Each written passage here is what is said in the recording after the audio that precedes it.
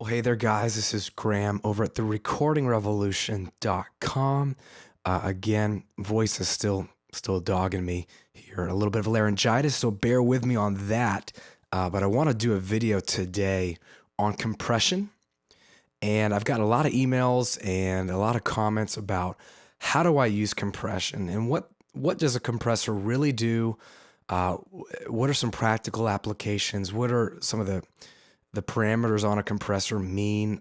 Some people have told me I just get so confused and frustrated with a compressor that I just don't even use it. And that's smart. If you don't know how to use something, there's no point in using a compressor just because people tell you, oh yeah, you should put compression on your bass drum or your bass guitar or your vocal or whatever. You should only do things you understand. But I want to help you understand compression a little bit because it is a very, very helpful plugin. And every DAW out there comes with at least one compressor. So you can do this with any program. But what I'm going to show you is what a basic compressor should do, what to look for in a compressor so you'll recognize it on different brands. And then you can hear it working, and we'll take it from there. I've got a vocal track here, and it's got no plugins on it. You can take a listen. Downpour on my soul, splashing in the ocean, I'm losing control. All right, and what I want to do is, I know I want to use a compressor on the vocal because at times he's a little quieter than others, and at times he's a little louder, so he kind of comes in and out, and I want a real consistent volume, and I want his vocal to be up front, so to speak. I want it to be right there in my face because this is a pop rock kind of tune, and so that really is the vibe I'm going for. So I will use a compressor, and I'll show you what I'll do. I'll come over here to an empty insert, and I will choose one of my Dynamics plugins, and this is just the standard compressor limiter that comes with all your Pro Tools systems, and any DAW is going to have a similar compressor. All right. You got a few parameters here, and you have a few meters. But here are your big guys right here. Threshold, okay? This is where we're going to start.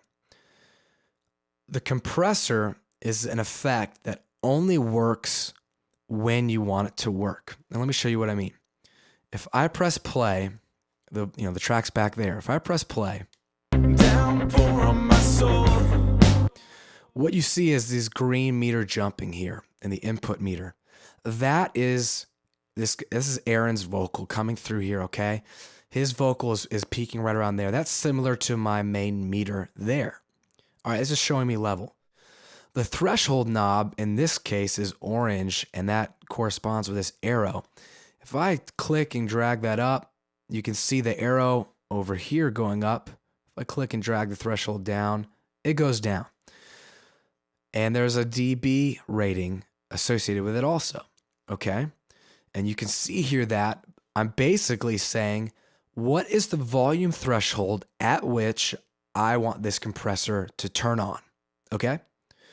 For instance, if I press play, downpour on my soul, splashing in the ocean. I've got the threshold all the way up at 0. So I'm saying don't let the compressor even begin doing any kind of compression. Doesn't even matter what these settings are. It's not even gonna, don't even start unless the volume of his track hits 0, which it won't. I know that his volume is a nice consistent volume, doesn't even get close to 0, okay? So that would be pointless. You could have a compressor on the track and it's not actually doing anything. So the first thing you wanna do is adjust the threshold down so you can see the compressor kicking in. And you'll see that by either your output meter being quieter than your input meter, or you'll see gain reduction or GR happening. Let's take a listen. Downpour on my soul, splashing in the ocean, I'm losing control. Dark sky all around. So you see a little bit of that there, this meter pumping down. And if you saw also the output was lower. Downpour on my soul, splashing in. Okay? What we're going over is the basics of a compressor. A compressor is basically one giant volume knob. It is one virtual guy riding a fader. Okay, that's all it is at its core. Okay, they found a way to create something that automates. It hears signal, and you give it a threshold and say, when his vocal hits this threshold, and I don't even care what the number is. I just look at the meter. Then I want you to start turning his vocal down. Okay, that's where you're seeing the gain reduction, and it's getting quieter. Now, here's the thing. It's only turning down anything that peaks above this threshold. And that's interesting because that means some of these peaks, it's turning them down. But some of these guys in the middle may not even hit the threshold, so they don't get turned down. So it's not like one static volume knob that turns the whole track down relative to itself. Instead, it only turns down the loud parts. Okay? It compresses the loud parts to be more of an even volume with the quieter parts. You follow me so far? So in essence, that's the first job of a compressor. Now, you have some parameters that tells the compressor how hard do you want it to smash down on those peaks? How much do you want it to turn it down? Okay?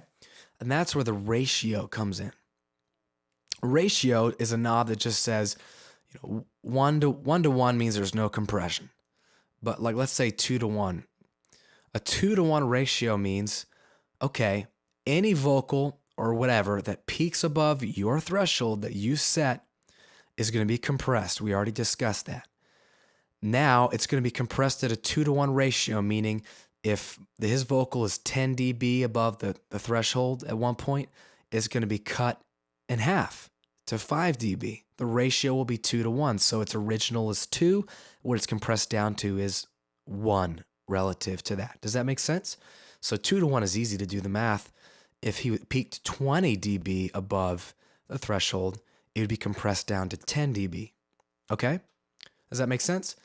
And if you crank the threshold really high, 10 to 1, now you're getting into some serious compression. If he goes 10 dB above the threshold, instead of dropping down only 5 dB, which is some volume, turning the volume down some, it's coming down to only 1 dB. So it's almost like it wasn't even as loud as the quiet part. So that really will compress it hard. Let's take a listen so you can hear what it's doing. Downpour on my soul, splashing in the ocean, I'm losing control. Dark sky all around. So you can see at some point when I crank it past 10 to 1, it's not doing much because it's already bringing it to the threshold level. It's pretty much making all his volume no louder than minus 24. Downpour on my soul, splashing in the ocean, I'm losing control. And what you also see is a lot of this gain reduction. And that's just visually showing you how much it's being compressed, the gain being reduced. So you can see if the threshold, let's get this, 2, 3 to 1, something like that.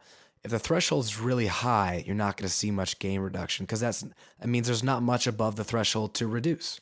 Downpour on my soul, Maybe minus 1. splashing in the ocean, I'm losing control. Turn this down. Dark sky all around, Reducing a lot. can't feel my feet. Well, look, it's taken minus 10 dB, So the meters show you what's happening. The numbers, they don't have to mean anything to you, We're musicians at heart. All right, musicians at heart don't care about dB or ratio numbers that much. The engineer in us does, but you can still be visual about it and you can hear it. And so what you need to do is decide what are you going to be using compression for, because that's a whole nother topic.